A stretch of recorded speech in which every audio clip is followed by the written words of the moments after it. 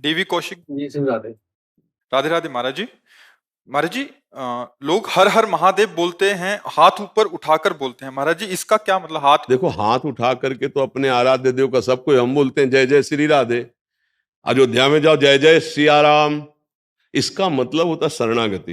ये समझ ना, ये जब एक को गोली बंदूक में नहीं बजती है ना, तो डकैत क्या करता है, क्या करते बंदूक हाँ सर मार ला ले ये है ना, जिसे हम शास्त्रीय भाषा में शरणागति कहते हैं, उसे आप अंग्रेजी में सरेंडर, सलेंडर की सरेंडर क्योंकि हमें अंग्रेजी ले आती सरेंडर।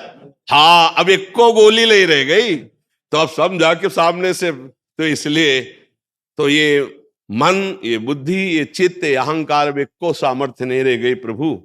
अब आपकी शरण में है तो जय जय श्री राधे या जय जय सियाराम या नमः पार्वती पतये हार हर हर महार, तो ये जो है ये हमारी शरणागति का प्रतीक है। और हम जिस इष्ट के आराधना में लगे होते हैं हम उनकी जय जयकार करते हैं जहां हम लगे होते हैं। तो ये शरणागति का प्रतीक कि प्रभु मैं आपकी शरण में हूं नाथ, अब मेरी कोई बस नहीं कि मैं आपकी माया पर विजय प्राप्त कर लूं।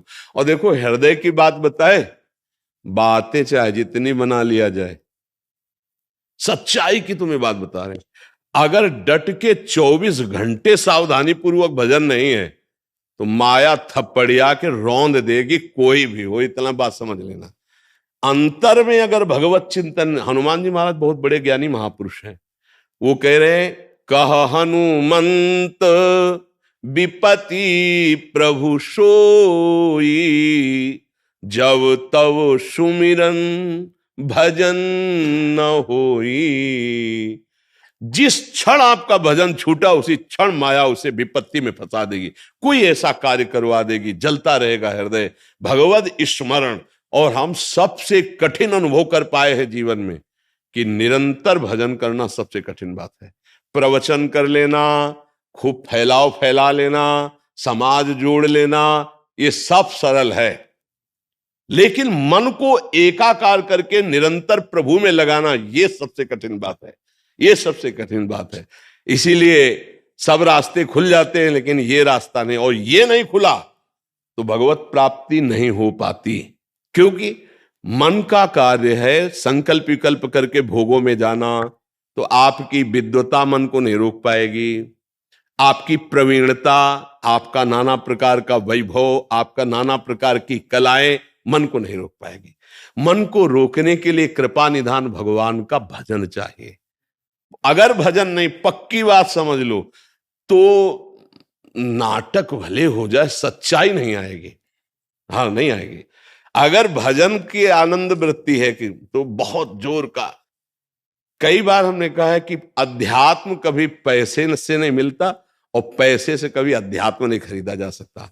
आज क्या हो रहा है, हाँ, क्योंकि वो संपत्ति नहीं है हमारे पास, कौन सी, नाम, भजन रूपी संपत्ति होगी फिर बात बन जाएगी।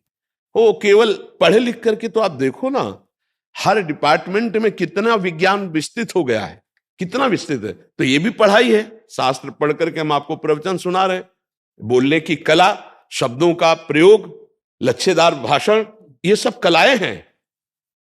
लेकिन परब्रह्म की अनुभूति के बिना अगर एक भी व्यक्ति का परिवर्तन कर दिया जाए तो हमें बता दो, अगर खुद उसका रसास्वादन नहीं लिए तो लाखों को प्रवचन सुना सकते, परिवर्तन एक का भी नहीं होगा। हमें लगता है कि अपने लोगों को भगवान का आश्रय लेकर नाम जप करते हुए आचरण पवित्र रखने चाहिए, बस इसी से सब ज्ञान प्राप्त हो जाएगा, सब ज्ञान प्राप्त हो जाएगा।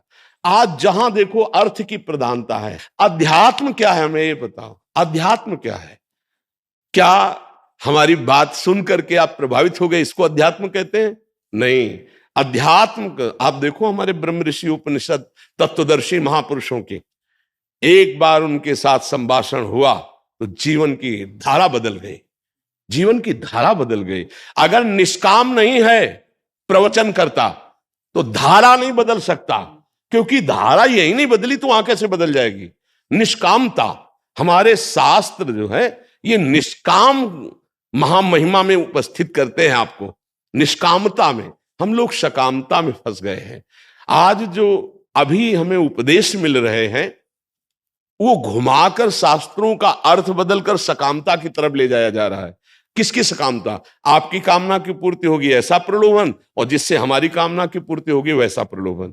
कई तरह की ऐसी धारणाएं बनती चली जा रही कि सत्य वस्तु क्या है, भगवान क्या है, भगवत प्राप्ति का स्वभाव स्वरूप क्या है, ये सब ढकता चला जा रहा है।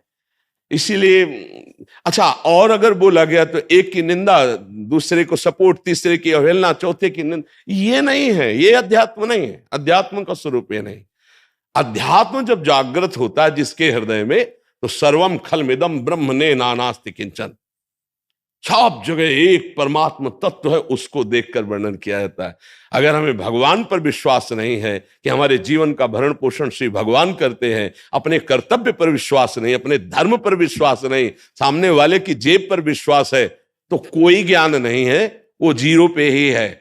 माया उसको वही जीरो पे रखे, कोई ज्ञान नहीं। बिन विवेक वैराग्य भक्ति बिन सत्य न एको मानो, भगवत विमुख कपट चतुराई सो पाखंड नहीं जानो। इसलिए ज्यादा ज्ञान प्राप्त करने की कोशिश मत करे, बस इतना समझ ले कि अगर आपको नाम मिल गया और नाम लेके चल पड़े तो आपको सब कुछ प्राप्त हो जाएगा। बस आप चलिए, धैर्य पूर्वक चलिए। एक गुरु ने शिष्य को यमुना स्नान करने जाना था, अंधेरी रात थी, एक टॉर्च दिया, टॉर्च बहुत छोटी थी, उसमें एक केवल गोला सा प्रकाश पड़ता है। बोले गुरु जी इससे कैसे यमुना जी पहुंच जाएंगे? बोले एक कदम दिखाई देता है ना? बोले हाँ, बस एक कदम बढ़ाते चले जाओगे, हर कदम में तुम्हें प्रकाश देगी। तो जैसे तुम्हें राम नाम मिला, कृष्ण नाम मिला, राधा नाम मिला, ये दिव्य प्रकाश है। आपको किसी से पूछना नहीं पड़ेगा, आप जप कीजिए, आपके हृदय में प्रकाशित हो जाएगा। और देखो, जब भगवान को अधीन कर लेता है नाम, सुमीर पवन सुत पावन नामू, अपने बस करी राखे राम। यार रुपया पैसा क्या चीज है? अच्छा, रुपया का महत्व क्यों है? भोगों के कारण है ना। अगर रुपया से भोग सामग्री ना मिले तो रुपया को कोई महत्व नहीं। आप समझिए, 2000 के नोट 1 ट्रक आपके घर भिजवा दिए जाए, आप कितने खुशी होंगे हमको बता दीजिए। आप नाराज हो जाएंगे, कबाड़ काहे को डाल रहा है हमारे घर में, क्योंकि अब बंद हो गए। सुनो, 2000 बंद हो गए लग, है ना? तो आप नाराज हो जाएंगे ना। और 500 का, अगर केवल एक 500 को मिल जाए दरवाजे में पड़ा, तो चाहे जो कुछ हो आसपास देखे उसे, क्यों उससे प्रियता? क्यों? क्योंकि उससे भोग मिलते हैं। भोग की प्रियता क्यों? क्योंकि इंद्रियां हमारी उसमें सुख का अनुभव करती है। अरे सुख सिंधु का तू हंस, सुख स्वरूप होते हुए तुझे इन बाहरी सुखों में कभी तृप्ति नहीं मिल सकती, आज तक नहीं मिली और आगे भी नहीं मिलेगी।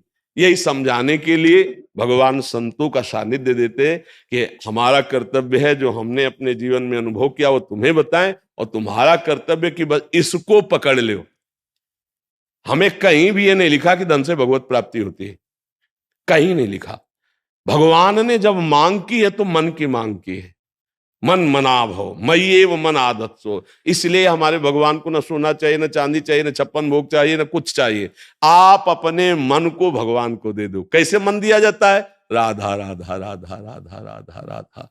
कर से कर्म करो विधि नाना, और मन रखो जा कृपा निधाना। संतों ने कहा हाथ से कर्म करते रहो और जबान से नाम जपो, और मन भगवान के चरणों में रखो। महात्मा है, चाहे वो गृहस्थ हो चाहे विरक्त हो, महात्मा ही है।